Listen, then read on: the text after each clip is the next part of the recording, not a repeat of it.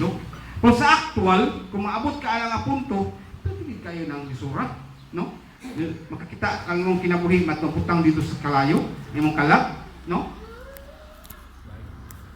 Di inyo ang pantas sa lang ka oras siguro dito. Kay mo kini atong espiritu, umay nakatag og kinabuhi sa imong lawas. Kung muwa na ini espiritu sa imong lawas, ang imong lawas wa na di na makalihok.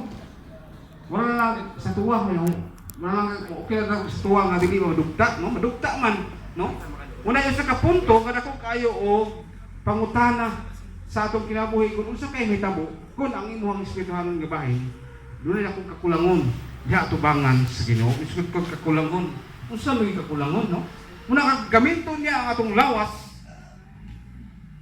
pamagi nga makita sa Dios nga ang imong espiritu na sulod diha ang imong lawas mo gamiton niya para sa pagmaya sa atong buhi nga Dios mamita na nga dunay mga challenge kanato no ingon nga militang undang sa pagsimba matag Domingo no di lang matag Domingo napailain pa nga oras napailain nga adlaw mo simba sa tas pambuhi nga Dios no mingon ka nga sa lain ato sa panimalay no manghimo tag mga pagampo dito manghimo tag mga pagdayeg pili ikaw isa no mag-awit ka bisag na mga tao makita nimo usag tutuhan nato kuranon tog na